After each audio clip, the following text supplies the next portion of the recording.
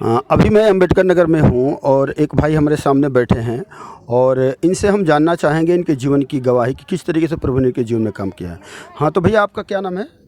Sir मेरा नाम इंद्रजीत भारती है और मैं आजमगढ़ से हूँ। प्रभु में किस तरीके से आप आए? सर मेरे जीवन का टेस्टमनी ये है कि मैं बहुत बीमार रहता था और मुझे दौरा पड़ता था, मिर्गी आती थी और मेरे माता पिता मुझे लेकर के बहुत ही परेशान रहते थे। और जब मैं बीमार होता था तो मुझे ले करके लोग ठेले पे लाद करके हॉस्पिटल ले जाते थे लोग। पिताजी थे अपने कंधे पे उठा करके, बड़ा भाई कंधे पे उठा करके मुझे हॉस्पिटल ले जाते थे। ऐसा लगता था कि मैं अब बचूंगा नहीं, मर जाऊंगा, ऐसी मेरी स्थिति हो गई थी सर। उसके बाद परमेश्वर का लाख लाख शुक्र है कि परमेश्वर का सुसमाचार मेरे घर में माता जी के ज़रिए पहुंचा। और उस समय मैं केरला के अंतर्गत मेडिकल लाइन से काम कर रहा था और मेरा वहाँ पे फिर से तबीयत ख़राब हुआ। और वहाँ से जब तबीयत ख़राब हुआ तो मेरे घर वालों को पता नहीं चला और वहाँ से लोग बताएं भी नहीं। मगर हमने वहाँ से अपने जो मालिक थे उनसे बातचीत किया। उन्होंने मुझे टिकट कराया और मुझे वहाँ से भेज दिए। एक लड़के को साथ में लेकर के भेज दिए। वो लड़का मुझे आके दिल्ली मेरे मौसी के लड़के के यहाँ छोड़ के चला गया।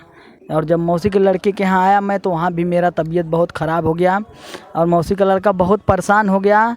और उसने घर पे फ़ोन किया, मेरे माँ बाप को बताया कि ऐसी ऐसी हालत है। और मेरी आँख नहीं खुल रही थी, लगभग 24 घंटा गुजरने के लिए जा रहा था। और ऐसा वो रो पड़ा कि लग रहा है अब मेरा भाई बचेगा नहीं। मगर परमेश्वर का धन्यवाद है, परमेश्वर का सुसमाचार मेरे घर में सर पहुंचा था और मेरी माता ने पास्टर जी से प्रार्थना करवाया। और पास्टर जी का लाख लाख धन्यवाद है कि उन्होंने मेरे लिए प्रेयर किया, प्रार्थना किया।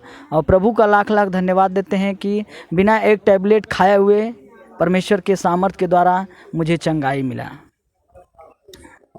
तो फिर और आगे क्या हुआ?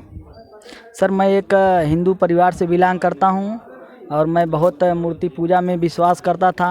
हनुमान जी सबको मानता था मैं, और भी लोगों को लड्डू वड्डू चढ़ाना वगैरह, ये सब अगरबत्ती करना मेरे परिवार में भी होता था और मैं भी करता था। और करने के बावजूद मैं, मेरे पिताजी, मेरे माताजी निरंकारी में भी गए थे। निरंकारी एक मिशन आया हुआ है, उसमें भी लोग गए थे।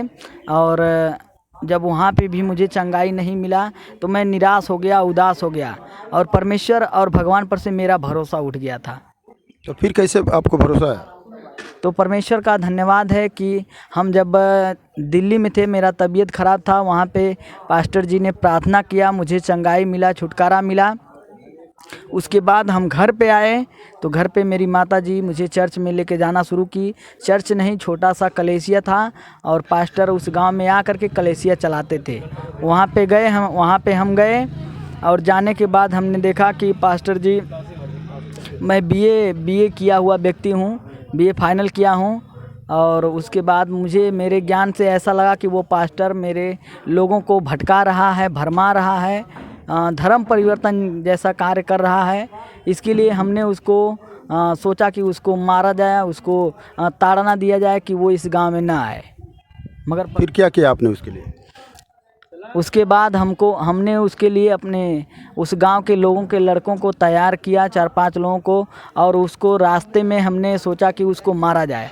मगर परमेश्वर का धन्यवाद है कि हम रास्ते में हाकी ले करके उसका वेट कर रहे थे, इंतज़ार कर रहे थे। और ऐसा परमेश्वर का सामर्थ्य शायद उस पास्टर के अंदर था कि बिना आंधी का, बिना किसी बरसात का, मोटा सा पेड़ जो रास्ते में गिर पड़ा और वो पास्टर वहीं से लौट के दूसरे मार्ग से निकल गया और हम लोगों के अंदर जैसे भय सा छा गया। और वहीं से परमेश्वर का धन्यवाद है कि मेरा जीवन बदला और मैं परमेश्वर में फिर उस कलेसिया में जा कर के बैठने लगा और वहीं से धीरे धीरे आराधना प्रार्थना करना शुरू किया मैंने। अभी आप क्या कर रहे हैं? अभी परमेश्वर का धन्यवाद है कि मैं 2 साल का ट्रेनिंग करके और 6 महीने झांसी के अंदर सेवकाई करके, फिर उसके बाद 6 महीने लखनऊ के अंदर सेवकाई करके फिर उसके बाद अंबेडकर नगर में सेवकाई करने के लिए आया हूँ मैं। और इस समय परमेश्वर का सेवकाई अंबेडकर नगर और बसखारी के अंतर्गत कर रहे हैं। आप जो साधारण जनता जो आपको देख रहे हैं, आप क्या कहना चाहेंगे, किस तरीके से संदेश पहुंचाना चाहते हैं? मेरा एक ही संदेश है, वो हमारा जीवित परमेश्वर है। अगर हम लोग जीवित परमेश्वर को मानते हैं तो वाकई में वो हमारे जीवन में कार्य करेगा और उसके प्रति उसके श्रद्धा से, अपने श्रद्धा से उसके पास जितना ही हम लोग उसके पास जाएंगे वो हमारे जीवन में आएगा और हमारे परिवार में भी कार्य करेगा। हमारे परिवार के पूरे लोगों को सही मार्ग पे लेके चलेगा। मेरा यही विश्वास है, जिस प्रकार हमारा परिवार बदला है, मेरे परिवार में आशीष आई है। जो लोग मेरे भाई और बहन देख रहे हैं, हम चाहते हैं कि वो लोग भी प्रभु में विश्वास करें, उनका भी जीवन बदलेगा। क्या सच में यीशु मसीह धर्म बदलता है? ऐसी कोई बात नहीं है। कहने वाले लोग बहुत कुछ कहते हैं लोग। एक दोहा कहा गया है, प्रेम धर्म का मूल है और पाप मूल अभिमान। जहाँ दया वही धर्म है, जहाँ क्षमा वहाँ आप। दया और क्षमा और सहनशीलता का समीकरण प्रभु यीशु मसीह है। वो धर्म नहीं बदलने आया, वो दया करने आया था। वो हमें और आपको बचाने के लिए आया था। वो धर्म नहीं बदलता, वो जीवन को बदलता है, वो लाइफ को चेंज करता है, वो हमारे कर्मों को बदलता है। इसलिए हम परमेश्वर को बहुत श्रद्धा से और प्रभु यीशु मसीह के पीछे उसके क्रूस उठा करके चलते हैं। तो जो साधारण जनता के लिए क्या संदेश है, क्या उन लोगों को यीशु मसीह को मानना चाहिए आपके हिसाब से? परमेश्वर का धन्यवाद है, आप लोग जितने लोग भी देख रहे हैं हमारे यूट्यूब चैनल को, हम यही चाहते हैं कि आप लोग परमेश्वर प्रभु यीशु मसीह के पास अपने पूरी श्रद्धा से आइए।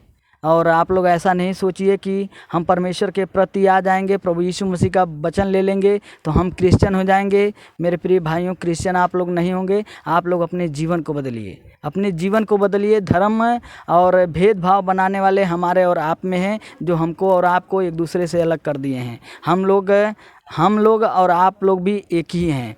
जैसे हम आप में हैं वैसे आप हमारे में भी हैं। जो हमारे अंदर है वो आपके भी अंदर है। तो हम लोग एक दूसरे से घृणा न करते हुए उस परमेश्वर को अपने अंदर आत्मा से मानते हैं। धन्यवाद।